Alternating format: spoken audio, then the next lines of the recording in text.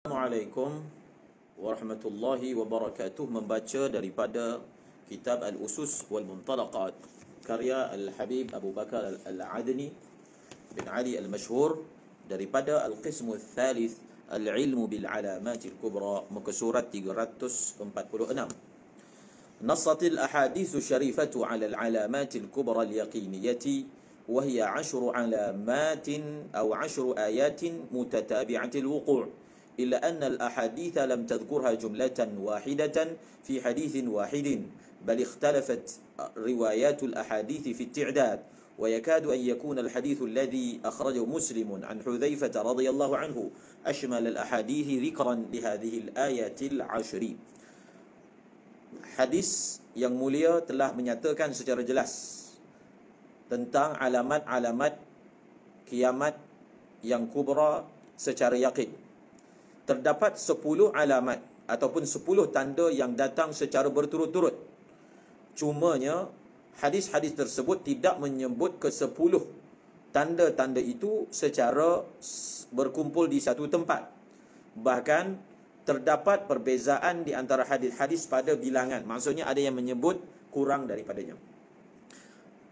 Hadis yang paling menyeluruh menyebut tentang alamat-alamat kiamat kubra ini, bolehlah kita katakan, iaitu hadis riwayat Imam Muslim daripada Sayyidina Hudzaifah radhiyallahu anhu. Hadis itu berbunyi, la taqumu sa'atu hatta takuna 10 ayatin tulu'u syamsi min maghribiha والدجال والدخان والدابة ويأجوج ومأجوج وخروج عيسى بن مريم وثلاثة خسوفات، خسف بالمشرق وخسف بالمغرب وخسف بجزيرة العرب ونار تخرج من قعر عدن أبين تسوق الناس إلى المحشر تبيت معهم حيث باتوا وتقيل معهم حيث قالوا. Hadis riwayat Al-Imam Muslim daripada Hudzaifah boleh dianggap sebagai hadis yang menyebut secara lebih menyeluruh berkaitan dengan alamat-alamat besar bagi kiamat. Hadis itu berbunyi, tidak akan berdiri hari kiamat, tidak akan berlaku hari kiamat sehinggalah berlaku 10 tanda. Yang pertama, terbit matahari daripada barat. Yang kedua, Dajjal. Yang ketiga, Dukhan, asap. Yang keempat, Dabbah. Yang kelima, Ya'juj dan Ma'juj. Yang keenam, keluarnya Nabi Isa bin Maryam. Yang ketujuh, akan berlaku 3 bentuk bencana daripada segi khusuf. Akan berlaku apa? Akan berlaku gerhana di timur, di barat, dan juga di Jaziratil Arab. Dan api yang akan keluar daripada bawah tanah di negeri Aden, Yaman. Api itu akan membawa manusia ke suatu tempat berkumpul. Api itu akan bersama dengan mereka pada waktu malam ketika mereka tidur. Api itu akan bersama dengan mereka pada waktu tengah hari ketika mereka tidur. والذي يظهر من استقراء الأحاديث وما تابعه العلماء حول ذلك أن الترتيب الزماني في الأحاديث للآيات مختلف من حديث لآخر، بعضها يشير إلى تقديم وبعضها يشير إلى تأخير، وخلاصة الأمر يرجع إلى 3 أحوال. Kata pengarang Al-Habib Abu Bakar Al-Adni, berdasarkan kajian terhadap hadis-hadis dan apa yang ulama telah melihatnya berkaitan dengan tertib masa. Kita tengok susunan perkara-perkara yang disebutkan dalam hadis tadi. Susunan datangnya perkara-perkara tadi. Contohnya dalam riwayat yang kita baca tadi disebut Ya'juj dan Ma'juj, selepasnya keluarlah Nabi Isa. Berdasarkan kajian terhadap hadis-hadis akhir zaman, maka didapati tertib susunan kedatangan peristiwa-peristiwa itu berbeza antara satu hadis dengan hadis yang lain. Ada sebahagian hadis yang menunjukkan satu peristiwa datang dulu, tetapi ada juga sebahagian hadis yang menunjukkan peristiwa yang sama yang disebut dalam hadis yang lain datang dahulu, tetapi di dalam hadis yang lain disebut datang kemudian. Wa khulasatul amri yarji'u ila 3 ahwal. Kesimpulannya, ia kembali kepada 3 keadaan. Yang pertama, awalul ayatil 10, daripada 10 tanda yang telah disenaraikan dalam hadis Muslim tadi, ini berdasarkan istiqra' dan juga kajian, boleh kita simpulkan bahawasanya daripada ke-10 tanda-tanda yang telah dinyatakan tadi, yang pertama sekali datang adalah Dajjal, kemudian Nabi Isa, kemudian Ya'juj dan Ma'juj, terbitnya matahari daripada barat, yang dia datang bersama dengan tanda-tanda yang lain. Dan alamat kedatangan Imam Mahdi adalah alamat yang berada di antara alamat-alamat kiamat yang wusta dan alamat-alamat kiamat yang kubra. Maksudnya berdasarkan hal yang pertama. Berdasarkan hal yang pertama, kedatangan Imam Mahdi itu berada di antara alamat-alamat kiamat wusta dan juga alamat-alamat kiamat kubra. Wa khasatan anna kafatar riwayatil khasa bil alamatil kubra. Mengapa dinyatakan seperti ini? Sebab kita melihat semua riwayat-riwayat yang menyebut secara khusus tentang alamat-alamat kiamat kubra tidak menyebut Imam Mahdi di dalam susunan alamat tersebut. Dan Imam Mahdi, alamat kedatangan Imam Mahdi disebut di dalam hadis secara berasingan. Jadi ini hal yang pertama. Maksudnya susunan berdasarkan kesimpulan pertama, iaitu yang mula sekali datang al-Imam, iaitu Dajjal. Dajjal itu yang pertama sekali datang. Dan berdasarkan kesimpulan ini, maknanya Imam Mahdi itu datang sebelum lagi daripada Dajjal. Inna awal al-ayatil ashri al-Mahdiyul muntazar, thumma ad-Dajjal, thumma Isa alaihi salam, thumma Ya'juj wa Ma'juj, thumma ad-dukhan wal khusufatu thalatha, thumma tulu'u syamsi min maghribiha wa ma talaha min al-ayat. Wa أوسع حديث جمع الآيات العشر بالتفصيل حديث واثلة بن الأسقع يقول سمعت رسول الله صلى الله عليه وسلم يقول لا تقوم الساعة حتى تكون 10 آيات خسف بالمشرق وخسف بالمغرب وخسف في جزيرة العرب والدجال والدخان ونزول عيسى بن مريم ويأجوج ومأجوج ودابة وطلوع الشمس من مغربها ونار تخرج من قعر عدن تسوق الناس إلى المحشر تحشر الذر والنملة. إن العلامات الكبرى قسمان، قسم فيه استمرار قبول التوبة، والقسم الثاني تغلق فيه التوبة وينعدم فيه الإيمان، فالأول يجري الخلاف في ترتيبه، وأما الآيات التي نصت الأحاديث فيها بغلق التوبة فيها مجموعة في حديث عبد الله بن عمرو عن رسول الله صلى الله عليه وسلم إن أول الآيات خروجا طلوع الشمس من مغربها وخروج الدابة على الناس ضحى وآيتها كانت قبل صاحبتها فالأخرى على إثرها قريبا. وفي هذا الحديث ففي هذا البحث وضعنا الإمام المنتظر أول الآية الكبرى كما اعتبرنا الخسوفات الثلاثة واحدة بمسماها على قول من أشار إلى ذلك الترتيب والله أعلم. Kata Syekh, kata Al-Habib, jadi berdasarkan kesimpulan tadi, boleh kita katakan tanda daripada tanda yang 10 itu, yang pertama adalah Imam Mahdi. Yang kedua Dajjal, yang ketiga Isa bin Maryam alaihi salam, kemudian Ya'juj dan Ma'juj, kemudian datangnya dukhan, asap, dan datangnya khusuf yang 3. Kemudian datang pula terbitnya matahari daripada sebelah barat dan tanda-tanda yang datang selepasnya. Hadis yang paling luas menghimpunkan tanda-tanda kiamat kubra yang 10 itu secara lebih terperinci adalah hadis Wasilah bin Al-Asqa'. Hadis ini ada dalam kitab Musnad, dalam Sunan Ibni Majah dan juga Musnad Imam Ahmad. Hadis itu berbunyi tidak akan berlaku hari kiamat, sehingga berlakulah 10 tanda. Yang pertama adalah berlakunya gerhana di timur, di barat dan juga di Jaziratil Arab. 3. Kemudian keluarnya Dajjal, dukhan, turunnya Nabi Isa, kemudian Ya'juj dan Ma'juj, dan akan keluar dabah sejenis binatang, dan terbitnya matahari daripada barat, dan keluarnya api daripada belah bumi Adan, yang api itu akan heret manusia ke suatu tempat penghimpunan, sehingga api itu dia akan mengumpulkan semut yang kecil dan semut yang besar. Kata Syekh, tanda-tanda kiamat yang besar ni, kubra ini ada dua bahagian, ada dua jenis. Ini berdasarkan hadis. Yang pertama, tanda-tanda kiamat walaupun sudah berlaku tetapi masih lagi diterima taubat. Masih lagi diterima taubat. Tanda kiamat besar yang bahagian kedua, apabila dia berlaku maka ditutup pintu taubat. Jadi tanda kiamat yang besar ada dua bahagian. Yang pertama, walaupun dia sudah berlaku, taubat masih diterima.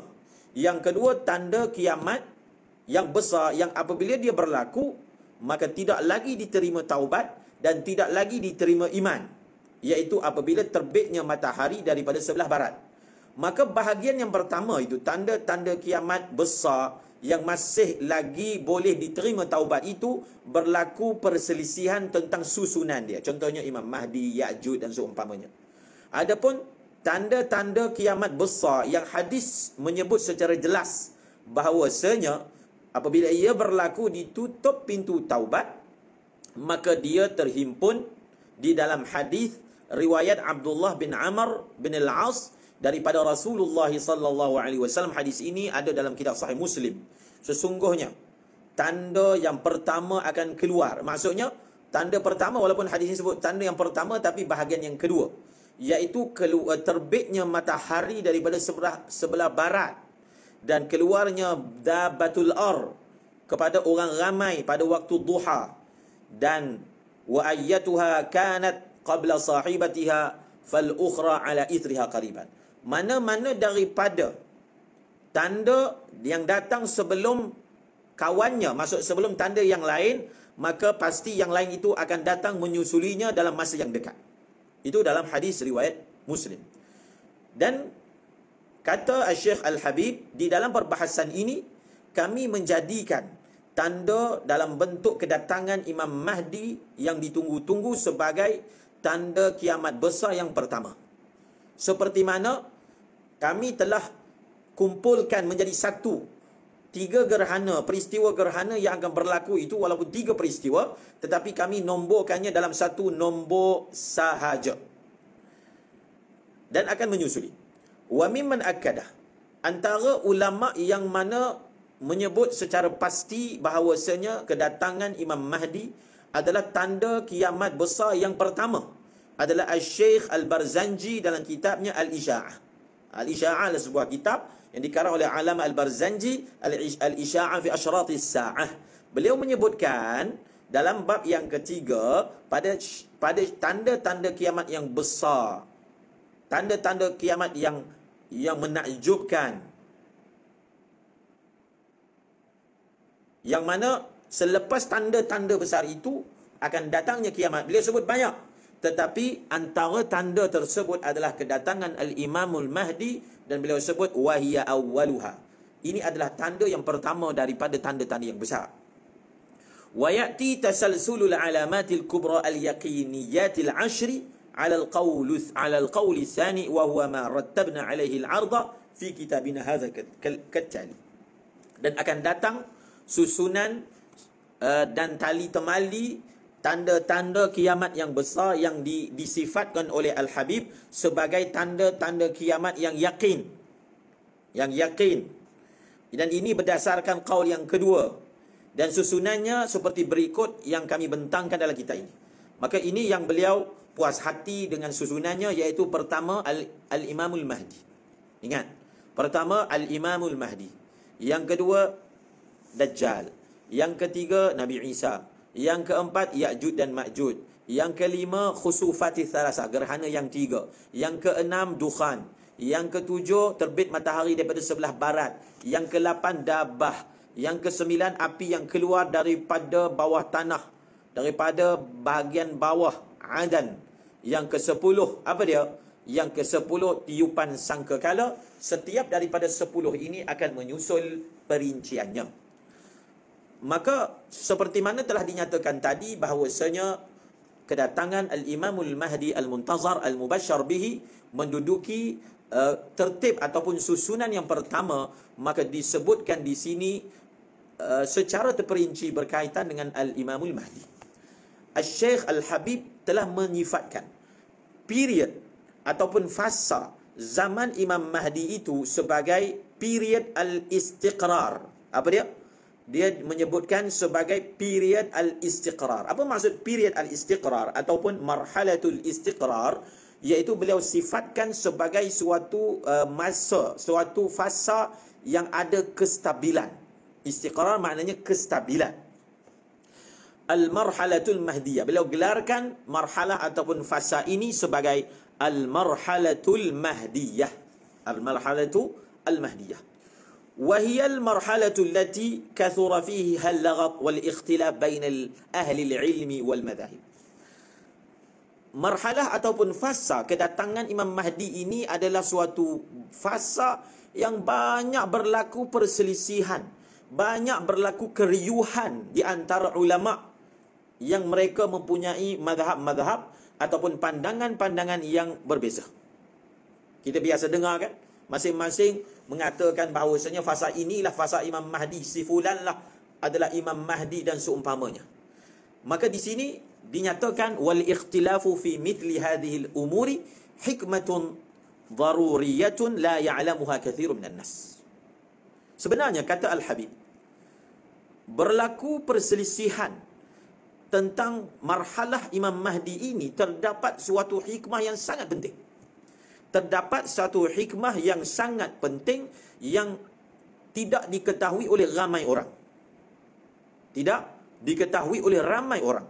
Walakinnaha fi daqaiqi ilmi fiqhi tahawulati daruratun syar'iyyatun la budda minha. Tetapi berdasarkan ilmu fiqh tahawulat, berdasarkan ilmu fiqh tahawulat, marhalah kedatangan Imam Mahdi ini berlaku perselisihan padanya sehingga tidak ada satu kata putus yang boleh ditetapkan. Dia merupakan adalah sesuatu tuntutan yang perlu. Maksudnya keadaan berlaku perselisihan itu perlu. Keadaan berlakunya perselisihan itu perlu dan disengajakan oleh hikmah ilahiyah. Kenapa apa? Kenapa? Kerana marhalah kedatangan Imam Mahdi ini kenapa tidak disebutkan secara jelas sehingga berlaku perselisihan? Keadaan itu adalah merupakan hikmah yang memang situasi memerlukan seperti itu. Beliau menyatakan bahawasanya tidak benda itu berlaku perselisihan kerana marhalah Imam Mahdi ini adalah satu marhalah yang perlu untuk tidak disebut secara jelas. La budda minha litamwih was satar. Tidak dia perlu diselindung.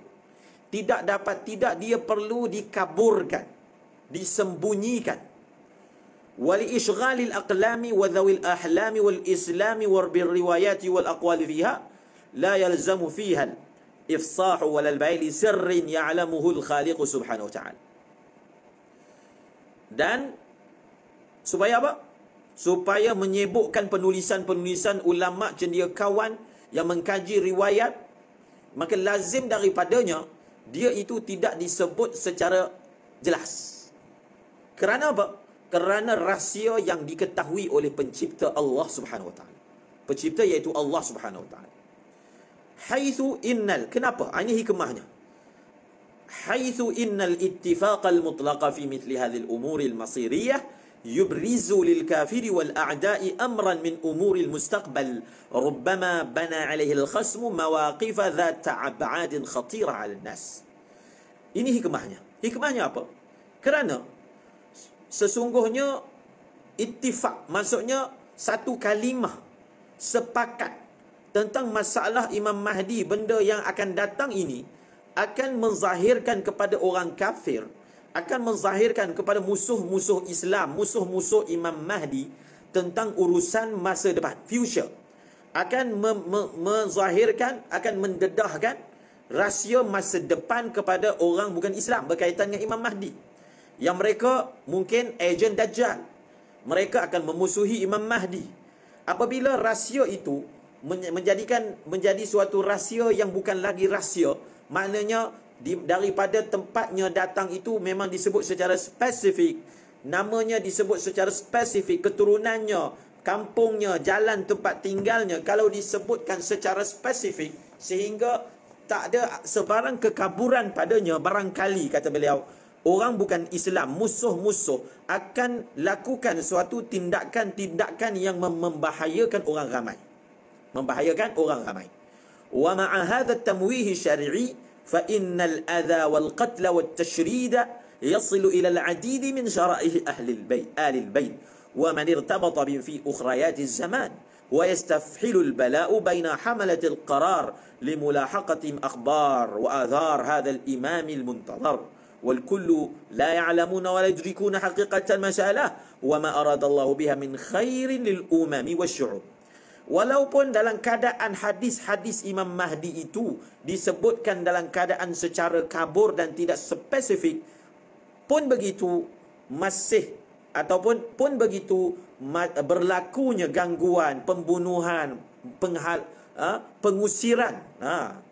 Dalam keadaan benda tu tak jelas pun, rencana-rencana orang yang ingin membunuh Imam Mahdi yang mereka tahu secara ringkasnya datang daripada keturunan Ahlul Bait Rasulullah, maka dalam keadaan benda itu tidak spesifik pun berapa banyak gangguan, pembunuhan, pengusiran yang telah sampai kepada beberapa kumpulan daripada orang yang ada kaitan dengan Ahlul Bait, orang yang berhubung dengannya pada akhir zaman ini. Dan berlakunya bala di antara pemegang-pemegang taruh yang mana sentiasa mencari-cari, sentiasa menghantar pasukan mengintip maklumat dan kesan-kesan imam yang muntazar ini, maka semua tidak mengetahui dan tidak dapat menyelami hakikat masalah ini dan apa yang sebenarnya hakikat yang Allah inginkan, kebaikan yang Allah inginkan untuk bangsa manusia, khususnya orang Islam. Wali'annaha kadzalika فإن تناولها بالإجمال أولى من تناولها بالتفصيل ونحيل الراغب في التفصيل على ما كتب عنه الإمام في الإشاعات للبرزنجي وما نقلناه في التليد والطارف وما صنف في هذا الموضوع لجملة من العلماء الكتاب من كافة المذاهب الإسلامية سواء من القائلين بميلاده ونشأته في المرحلة اللاحقة أو القائلين بغيبته ثم رجعته. وهذه الاختلافات لا تسمن وتغني من جوع في تقرير الأمر من واقع فقه التحولات، وإنما هي جزء من حكمة الرحمن في إشغال المسلمين وغير المسلمين بذلك ليأتي الوعد في حينه على مراد الله. Oleh kerana urusan Imam Mahdi ini seperti yang telah dinyatakan, membicarakannya secara ringkas itu lebih baik daripada membicarakannya secara terperinci. Sesiapa yang minat untuk tahu dengan lebih terperinci boleh rujuk karangan Al-Allamah Barzanji dan kitabnya Al-Isya'ah, dan apa yang kami telah nukilkan dalam kitab kami iaitu At-Talid wa Tarif, dan karangan-karangan yang telah ditulis dalam tajuk ini iaitu Imam Mahdi daripada kalangan ulama, penulis-penulis daripada pelbagai firqah dan aliran-aliran mazhab. Sebab berkaitan dengan Imam Mahdi ini ada dua aliran. Yang pertama aliran yang disebut sebagai aliran Ahlus Sunnah wal Jamaah, yang mereka berpandangan bahawasanya beliau belum lahir dan beliau akan datang kemudian. Dengan satu lagi aliran yang mengatakan beliau telah lahir tetapi ghaib, maknanya bersembunyi dan suatu hari nanti akan datang semula. Kata beliau, perselisihan-perselisihan seperti ini tidak ada faedah, tidak mendatangkan sebarang faedah untuk menyebut secara kata putus secara realitinya dalam fiqh tahawulat. Kerana apa? Kerana ini perselisihan ini, dia benda ni akan terus berselisih. Tak payah kita nak cari, nak kata kita sepakat ini, tak ada. Dia terus akan berada dalam keadaan berselisih. Kerana apa? Berselisih dalam perkara ini adalah satu bahagian daripada hikmah Allah Ar-Rahman dalam Allah Ta'ala sibukkan orang Islam dan orang bukan Islam dengan perkara ini. Tiba-tiba datang sahaja janji Allah dengan kedatangan Imam Mahdi sesuai seperti yang dikehendaki oleh Allah Subhanahu Wa Ta'ala. Dalam nota kaki beliau menyebut ada orang yang mendakwa Imam Mahdi pada zaman kita ini. Bukan zaman kita sahaja, bahkan pada zaman yang sebelum ini pun ada mendakwa Imam Mahdi. Semua dakwaan ini, kata beliau, ingat, orang yang dakwa Imam Mahdi ini, kata beliau, semua dakwaan ini masuk bawah maksud hadis Nabi akan datang al-mudda'ina lin-nubuwah. Termasuk dalam apa? Dalam apa yang Nabi sebut ada orang yang mendakwa kenabian. Dan dia termasuk juga yang Nabi sebutkan bahawasanya apa dia? Datangnya Dajjal dan pendusta yang cuba menipu orang ramai bahawasanya dia ni Nabi. Menipu orang ramai bahawasanya dia adalah Imam Mahdi yang dijanjikan pada akhir zaman. Maka kata Al-Habib, wajib awas daripada golongan ini dan pendustaan mereka. Janji Allah, tanda-tanda yang Allah janjikan, benda ni akan berlaku. Benda-benda ni akan berlaku. Tetapi kita kenal Imam Mahdi itu adalah bukan dengan dakwaan-dakwaan. Kita kenal melalui nas-nas yang disebutkan oleh syarak. Bukan dengan dakwaan. Bukan dengan khayalan-khayalan nafsu. Bukan dengan waham-waham syaitan. Beliau sebut lagi, sesungguhnya aku telah melihat di sebahagian negeri orang yang mana tunjukkan, inilah Imam Mahdi, inilah Imam Mahdi, sebab dia ni Ahlul Bait, memang Ahlul Bait pun. Maka kata ini Ahlul Bait, ini fulan ini Ahlul Bait, maka dia ni Imam Mahdi, fulan ini Ahlul Bait, maka beliau ini Imam Mahdi. Dan apabila dakwaan itu berlaku, maka orang mengerumuni, orang yang taksub, orang yang jatuh dalam waham, maka dia mengerumuni ni, menjunjung ni, pegang ni, seolah-olahnya orang yang disebut sebagai Imam Mahdi itu memang confirm dia, pegang macam tu, seolah-olah yang didakwa itu adalah secara pasti, secara confirm itu adalah Imam Mahdi. Ini semua berlaku, kata beliau, adalah kerana jahil dan tidak mengetahui nas. Cuba baca dalam hadis sifat Imam Mahdi itu, sifat datangnya macam mana. Tetapi oleh kerana kita tidak menyelami nas itu secara lebih mendalam, maka berlakulah kekeliruan dan kejahilan. Inilah menjadi puncanya. Dan dorongan sentimen ini, kata beliau, telah merosakkan nama baik Ahlul Bait. Dan apa? Kadang-kadang dengan sebab kita sendiri, kita yang menjadikan Ahlul Bait itu terdedah kepada penghinaan, terdedah kepada rancangan-rancangan jahat kerana ketaksuban kita yang tidak benar, yang tidak betul itu. Kita kembali kepada alamat-alamat dan tanda-tanda zahirnya. Ini dalam hadis sebut dalam kitab Al-Fitan Nu'aim bin Hammad. Ada beberapa alamat zahirnya Imam Mahdi. Yang pertama, inqita'ut turuqi 'anil muwasalatil mu'tadah, yang ditajukkan sebagai taghayyurul ahwali qubaila marhalatil Mahdi. Dunia akan berubah sedikit sebelum datangnya fasa Imam Mahdi. Apakah bentuk perubahan yang berlaku? Beliau sebut di sini, terputusnya jalan-jalan daripada apa? Daripada perhubungan yang biasa. Inqita'ut turuqi, jalan-jalan, laluan-laluan, sama ada domestik ataupun antarabangsa, maka jalan yang biasa menjadi penghubung antara satu negeri dengan satu negeri, satu negara dengan satu negara, yang disebut sebagai muwasalah, yang disebut sebagai logistik, yang disebut sebagai penghubungan dengan kenderaan ini, dia akan terputus. Hubungan sesama manusia di atas jalan itu akan terputus. Dan akan banyaknya peperangan dan fitnah. Khususnya apa? Khususnya di tanah Arab.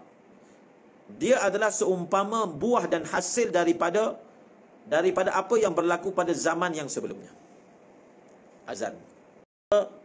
Alamat-alamat datangnya Imam Mahdi itu adalah terputusnya saluran perhubungan di atas jalan dan banyaknya peperangan, banyaknya fitnah, khususnya di Jaziratul Arab.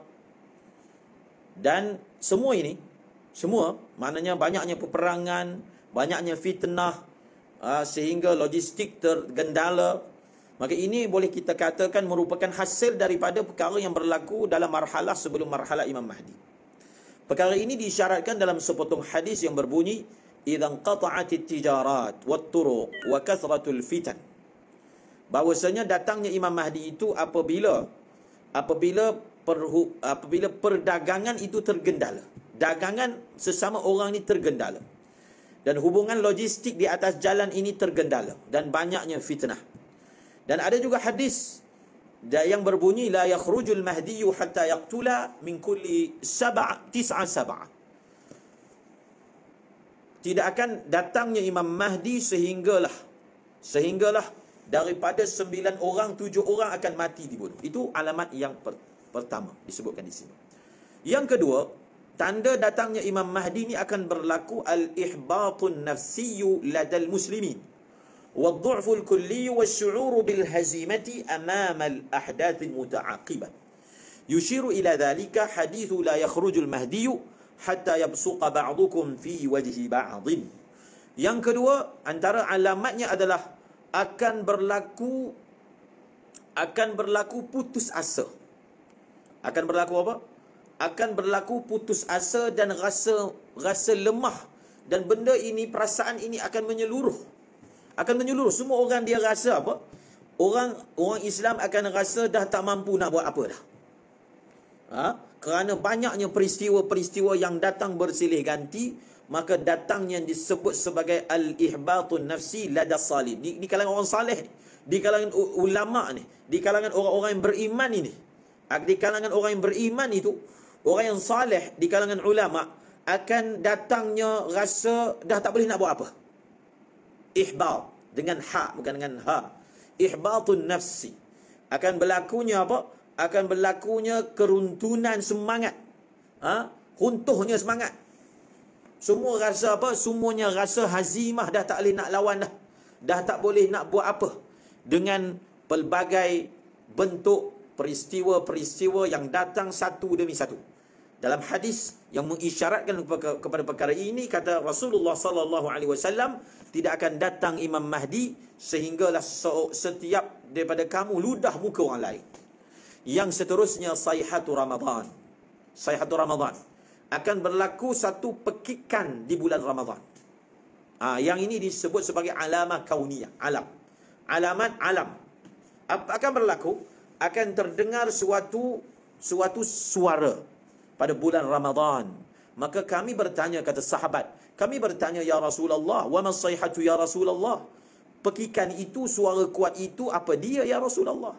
Maka Nabi menjawab, haddatun fin nasfi min Ramadana lailata Jum'ah. Akan dengar bunyi kuat pada pertengahan bulan Ramadan pada malam Jumaat. Dan boleh rujuk kepada kitab-kitab yang berbeza-beza yang menyebut sebenarnya lebih terperinci tentang suara itu atau bunyi gedegum itu, dentuman itu yang disebut dalam kitab yang lain. Seterusnya apa akan berlaku? Zuhurur rayatis sudi min Khurasan li nusratil imamil mahdi. Akan zahirnya bendera-bendera hitam daripada sebelah Khurasan untuk membantu Imam Mahdi. Dan perkara ini disebutkan dalam hadis riwayat Nu'aim bin Ahmad, Musnad Imam Ahmad. Riwayatnya berbunyi, idza sami'tum birrayatis sauda'i qad aqbalat min Khurasan fa'tuha walau habwan 'ala thalj. Apabila kamu dengar ada bendera-bendera hitam berkibar yang datang daripada sebelah Khurasan, maka kamu datang kepada mereka walaupun terpaksa merangkak di atas salji. Di atas salji.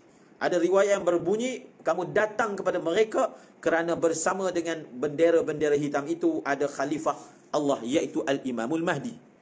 Dan diriwayatkan daripada Imam Amirul Mukminin Ali bin Abi Talib, lau kunta, riwayat yang lain Sayyidina Abi Talib kata, Sayyidina Ali bin Abi Talib, kalaulah kamu berada dalam kotak yang terkunci, yang dimangga, pecahkan mangga itu dan pergi kepada pasukan yang membawa bendera-bendera hitam. Tapi awas. Tapi awas tentang masalah bendera-bendera hitam ini. Ada yang mana telah mendakwa mereka itulah yang dimaksudkan begitu begini. Dan kata Al-Habib, saya telah sebut secara lebih terperinci tentang bendera-bendera ini. Dan ada 7 marhalahnya dalam kitab yang khas yang berjudul Risalatun Syakhsiyatun li abna'i wa banati sadatil alawiyah min dharari li imam al-muhajir wal faqih al-muqaddam wa man irtabata bimanhaj al-mubarak fi dakhil wa kharij ad-diyar al-hadramiyah. Maknanya cerita tentang bendera hitam itu pun kena dibaca dengan betul. Kalau tidak kita kata ISIS itulah bendera hitam, Syiah lah bendera hitam. Maka kata beliau di sini, bacalah kitab yang telah disebutkan namanya tadi, yang di sana ada perincian tentang rakyat ataupun bendera-bendera hitam yang telah disebutkan dalam hadis tadi. Wa mufadu hadhil ahadithi hathul muslim ala nusratil imam wa luzumi da'wati fi hiniha. Maksud daripada hadis ini yang kata pergi juga walaupun merangkak atas salji, walaupun terpaksa pecahkan kotak pergi, kata Sayyidina Ali. Maksud daripada hadis ini adalah menggalakkan, mengkobar-kobarkan, memberi motivasi kepada orang Islam untuk membantu Imam Mahdi ini, dan bersama dengan beliau menyahut seruan beliau ketika peristiwa itu berlaku dan ketika alamat itu berlaku dengan yakin. Dengan yakin itulah yang dimaksudkan. Wa fi hadzal midmar yajibu ala kulli. Dalam perkara ini, dalam arena ini, wajib atas setiap orang Muslim ni, dia jangan terlalu tergopoh. Dia jangan terlalu gopoh melihat benda yang permukaan, plastik. Jangan. Jangan. Kalau dia tengok, asalkan pasukan bawa bendera kita, itulah ini masukkan. Jangan gopoh. Wa yadhhaba mundafi'an nahwa mafhumin nusrah min ghairi taharrin wa intibad. Maka dia terdorong untuk bersama-sama dengan kumpulan yang mendakwa tanpa ada tahari, tanpa ada selidik, tanpa ada alert kepada yang sebenarnya.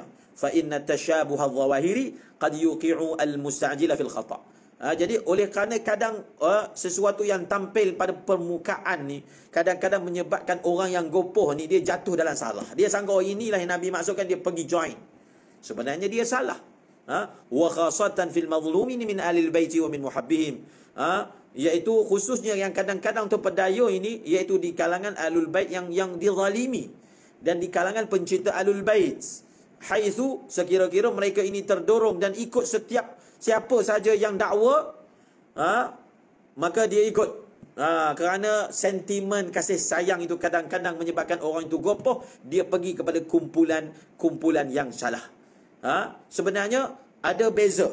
Ada beza dengan hanya dakwa-dakwi, hanya plastik permukaan dengan yang sebenarnya. Antara kedua itu ada perbezaan yang nyata dan ada jarak yang sangat jauh. Jadi jangan sampai kita dengan dorongan sentimen, dengan dorongan ta'assub, kita jatuh kepada kumpulan yang bukan sebenarnya. Wa amrullahi, ini cerita pasukan yang datang ni urusan Allah. Dia adalah satu tanda yang besar. Dia adalah suatu tanda yang besar. Maka kata beliau, wa amrullahi a'zam wa akbar. Ni urusan Allah ini, dia lebih besar dan lebih agung daripada dia duduk bawah organisasi, bawah urusan politik, yang mana semua pasukan ni, NGO ke organisasi ni yang mencari kuasa. Adakah kita fikir benda sebesar ini Allah serahkan kepada orang yang menjadikan jawatan sebagai maksud dia, menjadikan politik sebagai maksud dia, menjadikan kuasa? Tak, ini adalah umurun ilahiyah yang lebih besar daripada diserahkan kepada perakus-perakus kuasa. Tidak.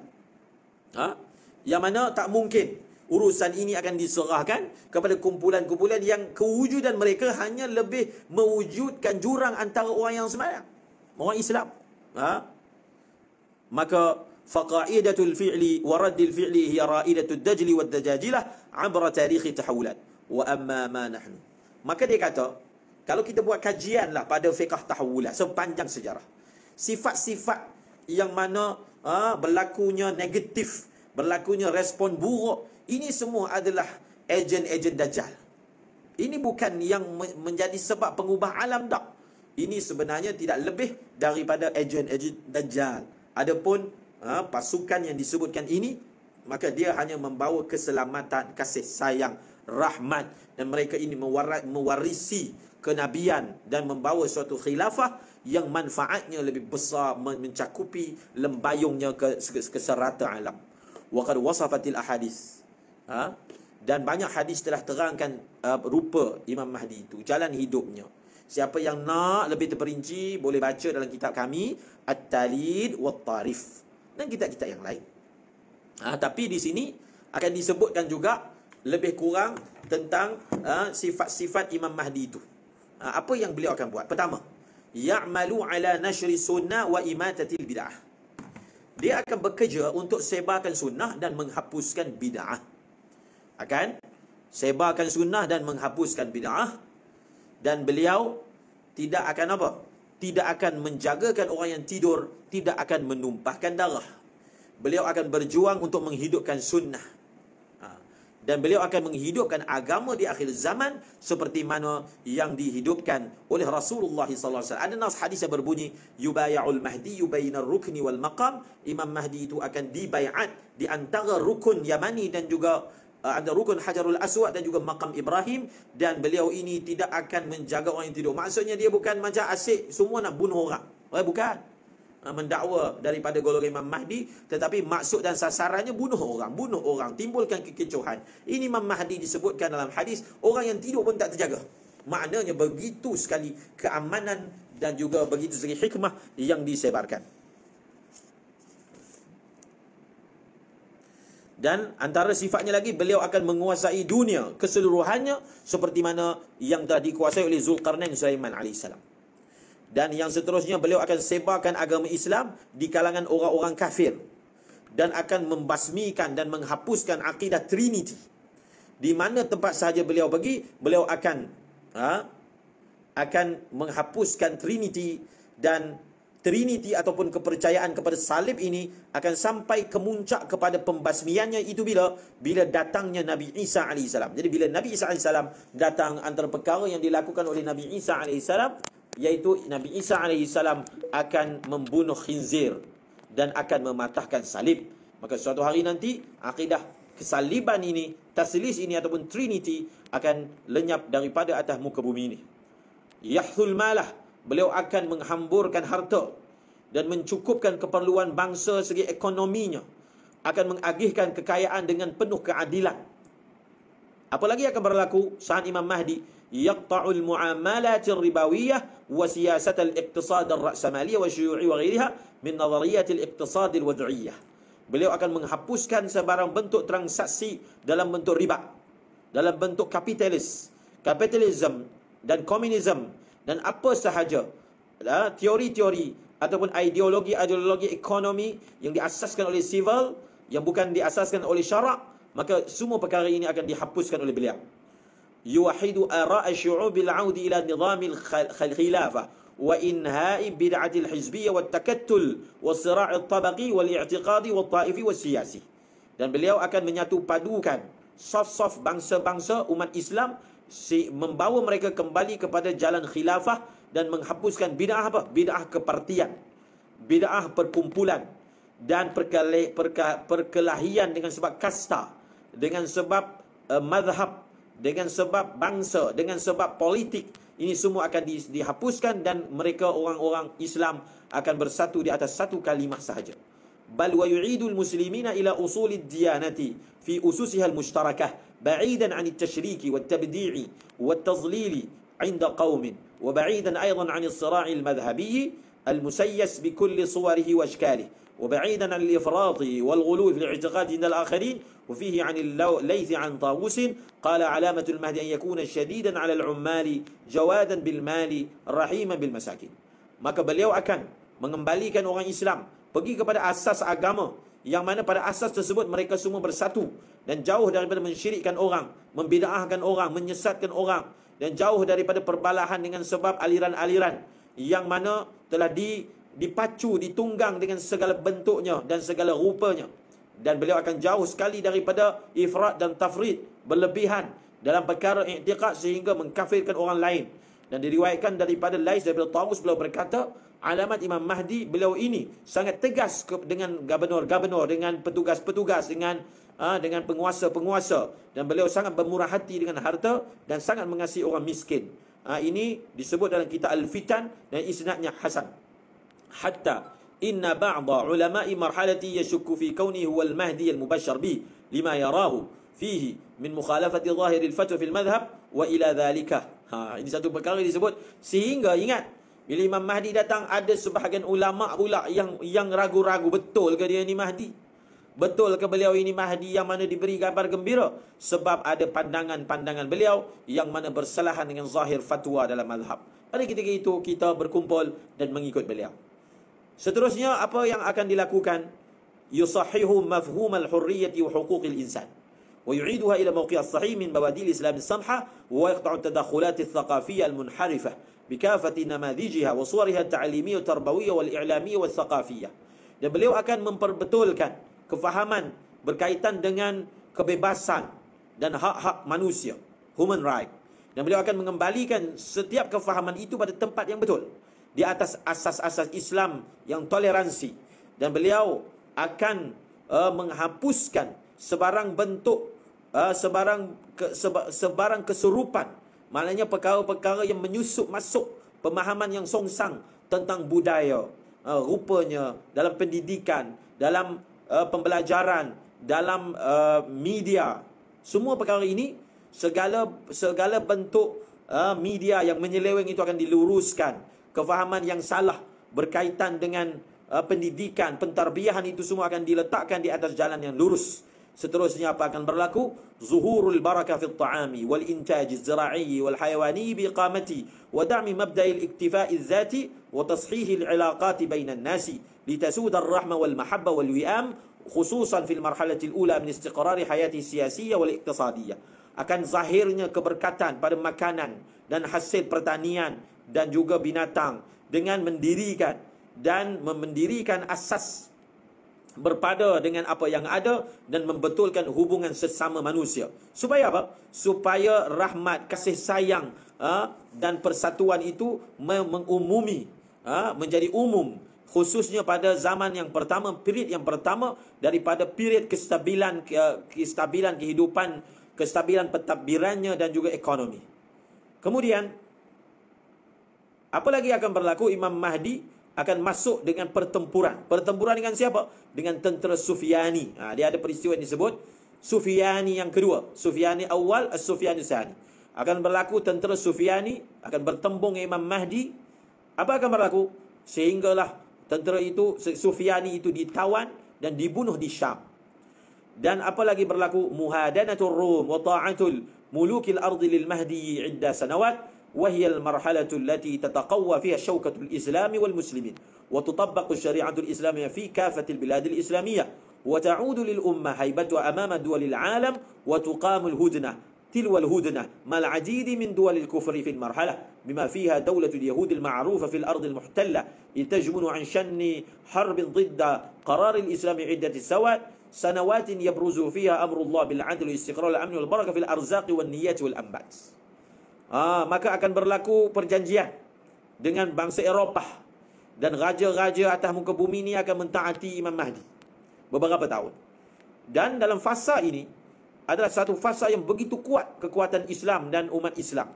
Akan dilaksanakan syariat Islam di seluruh negara Islam dan akan kembalilah kepada umat Islam haibah, kewibawaan mereka di hadapan negara-negara di dunia ini. Dan akan berlaku perdamaian demi perdamaian bersama dengan negara-negara kafir pada zaman ini, termasuk juga negara Yahudi yang disebut, yang dikenali, yang di atas bumi yang dijajah, iaitu di Palestin. Pada ketika itu mereka pun tak berani nak melancarkan peperangan berdepan dengan Islam. Beberapa tahun lamanya pada tahun tersebut akan zahirlah perintah Allah, akan zahirnya keadilan, kestabilan, keamanan, keberkatan pada rezeki, pada tumbuh-tumbuhan dan juga pada niat-niat orang Islam. Kemudian berlakulah fasa yang kedua ataupun marhalah yang kedua daripada marhalah Imam Mahdi, iaitu apa marhalah yang kedua yang disebut sebagai intiqadul ura minar Rum ma'ar Rum allati kanat muhadinatan lil Mahdi. Sebelum ini Rom, bangsa-bangsa Eropah, mereka telah berdamai dengan orang Islam. Maka akan sampai satu masa mereka akan menarik diri daripada perdamaian tersebut, melanggar perdamaian tersebut. Maka akan mulalah berlakunya peperangan. Ini episod yang kedua daripada kedatangan Imam Mahdi. Akan berlakunya peperangan semula. Rom akan mula memerangi Syam, menguasainya. Akan berlaku pertempuran sekali lagi sehingga Imam Mahdi berjaya menewaskan Rom, menyerang mereka di bumi mereka sendiri, mengambil harta ghanimah mereka, bawa ke Baitul Maqdis. Dalam Al-Isya menyebut sebagai Al-Malhamatul Uzma, pembukaan Konstantinopol, keluarnya Dajjal. Ini semua berlaku dalam tempoh 7 bulan. Maknanya akan berlaku yang ada sebagian orang menamakan Armageddon ataupun dalam hadis sebut Al-Malhamah, iaitu asalnya kita berpakat dengan orang Rom, maknanya bersatu dengan orang Kristian, tak ada masalah. Satu ketika mereka telah langgar janji, maka berlaku pertempuran, mereka serang negara Islam. Imam Mahdi telah menewaskan mereka dan berlaku pembukaan Konstantinopol, sekarang ini disebut sebagai Istanbul, dan juga keluarnya Dajjal. Ini semua berlaku dalam tempoh 7 bulan. Dalam satu riwayat ia berlaku dalam tempoh 7 tahun. Wa fi hadhihi al-marhalati tastathiru intisaratul Imam al-Mahdi al-Masih ad-Dajjal. Jadi dalam peperangan seperti ini, maka dia telah mengusik, dia telah membangkitkan Al-Masih Dajjal daripada persembunyiannya. Maka dia memulakan gerakan, dia mula memunculkan dirinya. Akan diterangkan period zaman Dajjal. Dan telah mengisyaratkan sejumlah daripada hadis bahawasanya pada marhalah ini, pada marhalah yang kedua ini akan berlarutannya peperangan dan akan kembalinya jihad di fisabilillah di pelbagai tempat. Sehingga orang Islam akan mula memerangi benua India dan akan memenangi benua tersebut, negeri tersebut. Dan kebanyakan hadis yang menerangkan tentang peperangan dengan Hind ini adalah hadis yang dhaif. Tetapi sebahagian hadis menguatkan sebahagian yang lain, dan hadis ini menjadi hasan seperti yang disebut oleh sebahagian ulama. Diriwayatkan daripada Jarrah bin Artah, beliau berkata, ala yadi dhalikal khalifatil yamani alladhi yaftahu al-Qustantaniyata wa Rumiyata wa ala yadayhi yakhruj Dajjal. Dengan di atas tangan khalifah inilah akan dibuka Konstantinopel dan juga akan ditewaskan Rom. Di atas tangannya juga akan keluar Dajjal. Pada zamannya juga akan keluarnya, akan turunnya Nabi Isa alaihissalam. Dan pada tangannya juga akan berlaku peperangan dengan bumi Hind. Dan beliau ini iaitu Imam Mahdi, keturunan daripada Bani Hashim. Dan berkaitan dengan peperangan Hind telah disebut oleh Sayyidina Abu Hurairah radhiyallahu anhu, beliau berkata, Rasulullah telah berjanji kepada kami bahawasanya akan berlaku pertempuran di Hind. Fa in adraktuha, kata Sayyidina Abu Hurairah, kalau aku ada pada zaman bertempur dengan Hind itu, aku akan, Hind maksudnya India, aku akan membelanjakan jiwaku dan hartaku. Kalau aku mati dalam pertempuran itu, maka aku adalah di kalangan syuhada yang paling unggul, paling afdal. Dan kalaulah aku balik berjaya, tak terbunuh, maka fa'ana Abu Hurairah al-Muharrar, aku adalah Abu Hurairah yang dibebaskan. Dalam riwayat yang lain, ada sepotong asar daripada Sauban maula Rasulullah SAW bersabda, isabatani min ummati ahrazahumallahu minan nar. Akan ada dua kumpulan daripada kalangan umatku yang Allah akan selamatkan mereka daripada api neraka. Pertama, isabah, kumpulan Taghzul Hindah, yang akan berperang di India. Wa isabatun, satu lagi kumpulan yang akan bersama dengan Nabi Isa bin Maryam alaihissalam. Ada satu lagi asar daripada Jarrah bin Artah menyebut bahawasanya di atas tangan khalifah yang kedua itu akan dibuka, ditawan Konstantinopel dan juga Rom. Dan pada zamannya juga keluarnya Dajjal, pada zamannya juga turunnya Nabi Isa bin Maryam alaihissalam, dan pada zamannya juga akan berlakunya peperangan di India, dan beliau ini daripada Bani Hashim. Dan sebahagian riwayat ini adalah Sunan Nasa'i, ada dalam Musnad Imam Ahmad, dan ada dalam kitab Al-Fitan karya Nu'aim bin Hammad. Ini sebahagian sedutan daripada kitab ini berkaitan dengan period yang disebut sebagai Marhalatul Mahdiyah. Yang pertama adalah Marhalatul Istiqrar. Dan pada marhalah yang kedua akan berlaku pertempuran demi pertempuran dan mengusik keluarnya Dajjal dan seterusnya turunnya Nabi Isa alaihissalam. Maka selepas ini berlakunya yang disebut sebagai Marhalatul Hisar ataupun Al-Marhalatul Dajjaliyah, marhalah Dajjal. Bagaimana? Apakah ceritanya? Maka kita akan menyusul insya-Allah pada waktu dan masa yang diingini dan ditetapkan oleh Allah Subhanahu wa taala. Wallahu a'lamu bissawab wa ilaihil marji'u wal ma'ab. Subhanallahi wa bihamdi, subhanakallahumma wa bihamdika, asyhadu an la ilaha illa anta, astaghfiruka wa atubu ilaik. Assalamualaikum warahmatullahi wabarakatuh.